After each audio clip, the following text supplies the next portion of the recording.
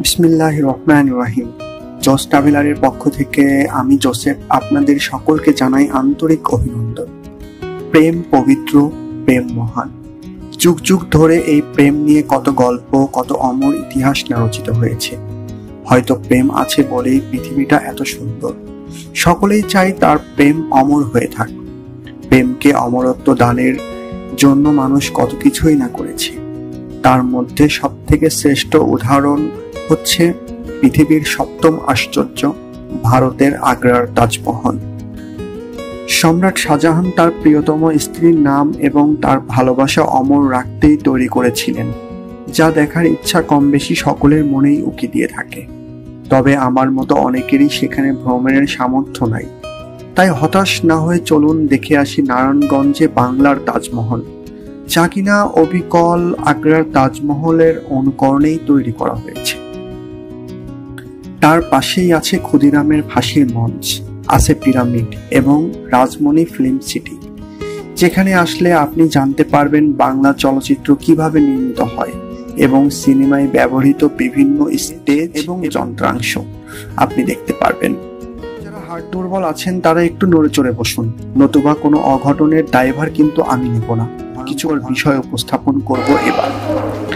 এখানে আসলে পিরামিডের ভেতরে মৃত মানুষের ডামি মমি দেখতে পারবেন এবং গা ছমছম করা পরিবেশ, যা কিনা যে কোনো মানুষের গায়ে লোম দাঁড়িয়ে দিতে সক্ষম। তাহলে চলুন কথা না বাড়িয়ে একটি লাইক দিয়ে এবং চ্যানেলটি সাবস্ক্রাইব করে ভিডিওটি শুরু করা যাক।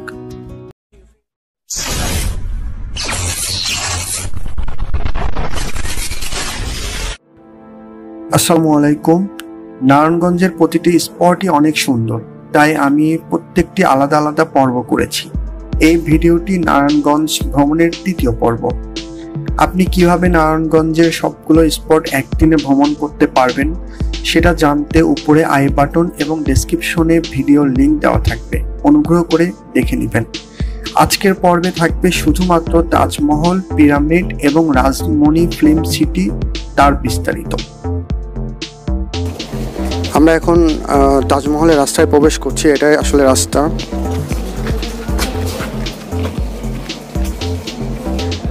এখানে আমরা আসলে দেখতে পাচ্ছি আপনারা কি কি দেখতে পারবেন সেগুলো এখানে লিস্ট দেওয়া আছে। তাজমহলে প্রবেশ করতে চাইলে আপনাকে 150 টাকা মূল্যের টিকিট কাটতে হবে। আপনি এক টিকিটেই তাজমহল, পিরামিড এবং রাজমণি ফিল্ম সিটি বেড়াতে পারবেন।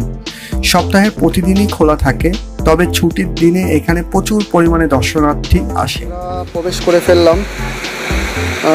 এক পাশ দিয়ে আমরা সুন্দর বাগান দেখতে পাচ্ছি। গেট দিয়ে প্রবেশ করলে প্রথমেই চোখে পড়বে বাংলা সিনেমার শাহজাহান মমতাজ আপনাকে হাসি মুখে সালাম দিয়ে স্বাগত জানাচ্ছে। তারপর এই হাসি খুশি প্রবেশ লেখা গেট দিয়েই আপনাকে প্রবেশ করতে হবে। প্রথমেই বলি যে বিষয়টি আমার খুবই ভালো লেগেছে তা হলো এই প্রবেশ গেটটি, যা হুবহু আগ্রার তাজমহলের অনুকরণেই তৈরি করা হয়েছে। সত্যি অসাধারণ লেগেছে আমার কাছে। আমি আসলে কখনো চিন্তাও করিনি ওনারা দর্শকদের সামনে এইভাবে উপস্থাপন করবে বিষয়টিকে। অসাধারণ সুন্দর। প্রিয় দর্শক মন্ডলী, আসলেই অসাধারণটিকে একেবারে আগ্রার তাজমহলের হুবহু কপি করার চেষ্টা করা হয়েছে। আমি আসলে চিন্তাও করিনি এতটা সুন্দর হবে। ছবিতে আগে দেখেছি, কিন্তু বাস্তবে আরো বেশি সুন্দর লাগছে আমার কাছে। আজ ছুটির দিন, তাই এখানে প্রচুর পরিমাণে দর্শনার্থী বেড়াতে এসেছে। আমি মনে করি পর্যটন কেন্দ্রের প্রাণ হচ্ছে দর্শক। দর্শক না থাকলে কোনো স্পটই জমে ওঠে না এবং বেড়াতে ভালোও লাগে না। আমরা সামনের ওই সিঁড়ি দিয়ে এবার তাজমহলের উপরে উঠবো। এখানে কিন্তু উঠতে আর কোনো টিকিট লাগবে না। আর কিভাবে আসবেন তা আমি ভিডিওর শেষ অংশে সুন্দরভাবে আলোচনা করব ইনশাআল্লাহ। প্রিয় দর্শক মন্ডলী, আমি সকলকে অনুরোধ করব আপনারা অবশ্যই একটিবার হলেও এখানে বেড়াতে আসবেন। মন ভালো করে দেওয়ার মতো সুন্দর একটি স্থান। আপনাদের বন্ধু বান্ধব এবং প্রিয়জনদের সাথে নিয়ে আসলে অবশ্যই আরো বেশি ভালো লাগবে। আর একটি বিষয় জানিয়ে রাখি, আপনি চাইলে বিভিন্ন সামাজিক অনুষ্ঠান অর্থাৎ বিয়ে, সুন্নতে খাতনা, জন্মদিন এবং ম্যারেজ ডের আয়োজন আপনি এখানে করতে পারবেন। ডেসক্রিপশনে নম্বর দিয়ে রাখলাম, চাইলে যোগাযোগ করে নিতে পারবেন। ও আরও একটি বিষয় জানিয়ে রাখি, অর্থাৎ আমার জেনে খুব ভালো লাগলো যে এখান থেকে উপার্জিত সকল টাকা এই এলাকার জনস্বার্থে ব্যবহৃত হয়ে থাকে। পুরো তাজমহল ভবনটি সাদা টাইলস দিয়ে এবং অপূর্ব কারুকাজের মাধ্যমে তৈরি করা হয়েছে, যা হুবহু আগ্রার তাজমহলের আদলে তৈরি। উপর থেকে দেখলে আপনি দেখতে পারবেন এর মিনার এবং এর গম্বুজের সবকিছু অবিকল আগ্রার তাজমহলের আদলেই তৈরি। যদিও এটি আকৃতিতে অনেক ছোট, কিন্তু তাতে কি হয়েছে, এখানকার কারুকাজগুলো এত নিখুঁতভাবে ফুটিয়ে তোলা হয়েছে এবং সাথে কালার কম্বিনেশনও অসাধারণ ছিল, যা আপনাকে অবশ্যই মুগ্ধ করতে পারে। তাজমহলের সামনের ভবনের এক পাশে আছে মহিলা এবং পুরুষদের জন্য আলাদা টয়লেটের ব্যবস্থা এবং অজুখানা সহ পুরুষদের নামাজের স্থান, এবং মহিলাদের জন্যও আছে আলাদা নামাজের স্থান। তাজমহল কমপ্লেক্সের অপর পাশে আছে রেস্টুরেন্ট, যেখানে বসে আপনি প্রিয়জনদের সাথে নিয়ে খাবার খেতে পারবেন। খাবারের মান এবং দাম সম্পর্কে আমার কোনো আইডিয়া নাই। আপনাদের যদি কোনো অভিজ্ঞতা থেকে থাকে অবশ্যই কমেন্টে জানানোর চেষ্টা করবেন। শফিকুল, চলো তাহলে এবার বের হই আমরা। আলিম ভাই, রাসেল, ওকে আমরা বের হই তাহলে, আসো।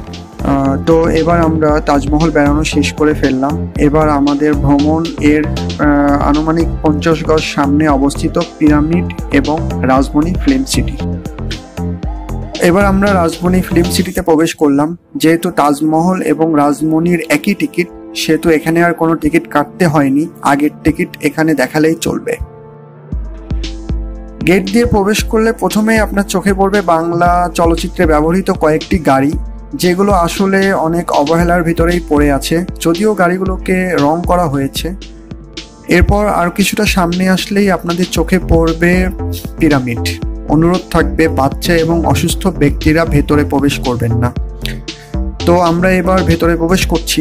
ভেতরটা কিন্তু অন্ধকার এবং ভয়ঙ্কর ভুতুড়ে আওয়াজ দেওয়া আছে। আচ্ছা, আমরা প্রবেশ করছি ভিতরে। আমি যাই না, আসলে ভিতরটা অনেক অন্ধকার।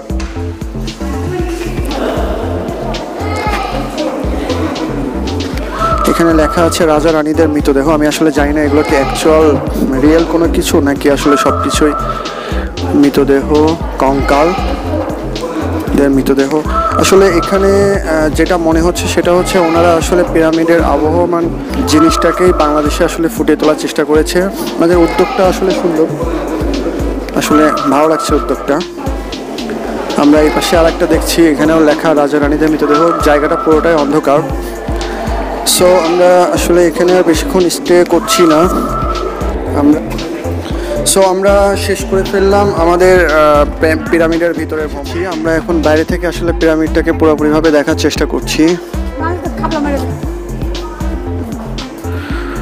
কর্তৃপক্ষের আসলে উদ্যোগটা অনেক সুন্দর। এবার আরো কিছুটা সামনে আসলেই আপনাদের চোখে পড়বে এই পাখি মেলার, যেটার জন্য আপনাকে আলাদা আরো 30 টাকা দিয়ে টিকিট কাটতে হবে। এখানে বিভিন্ন রঙের বাজরিগার পাখি আছে, যেগুলো আপনার হাতে বসে খাবার খাবে।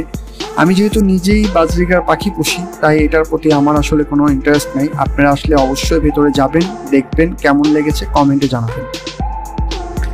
এবার আমরা চলে আসলাম ক্ষুদিরামের ফাঁসির মঞ্চের সামনে। খুবই সুন্দরভাবে বিষয়টিকে উপস্থাপন করা হয়েছে এবং এগুলো সবই কিন্তু মূর্তি। এবার আমরা চলে আসলাম রাজমণি ফিল্ম সিটি ভবনের সামনে। এখানে অনেকগুলো ঘর দেখতে পাচ্ছি। প্রথমে মূলত এই ঘরগুলো হচ্ছে স্টেজ। চলচ্চিত্রের বিভিন্ন সিনারি ক্যাপচার করার জন্য এই স্টেজগুলো তৈরি করা হয়েছে। এবার আমরা চলে আসলাম বেহুলার বাসর ঘরের সামনে। ভয়ঙ্কর কিছু ঘটতে যাচ্ছে, সকলেই কিন্তু সাবধান। ওয়াও, এটা সুন্দর একটা খাট, লাল রঙের লাইট দিয়ে দেখানো হচ্ছে। আশপাশে কয়েকটা সাপ আছে। আলো ছায়ার ভেতরে একটি ভুতুড়ে পরিবেশ তৈরি করার চেষ্টা করা হয়েছে, যা ভয় ধরানোর মতো। তবে আমার আসলে খুব ভালো লেগেছে বিষয়টি। এবার আমরা দেখতে পাচ্ছি ছোট ছোট কিছু ঘর এবং জিনিসপত্র যা চলচ্চিত্রে ব্যবহৃত হয়ে থাকে। এই ঘরগুলোকেই মূলত ক্যামেরার মাধ্যমে অনেক বড় করে উপস্থাপন করা হয়ে থাকে।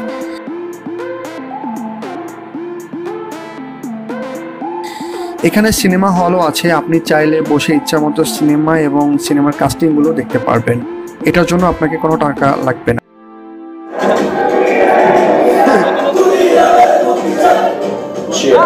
এই মামলার সর্বোচ্চ শাস্তি মৃত্যুদণ্ড প্রদান করিল।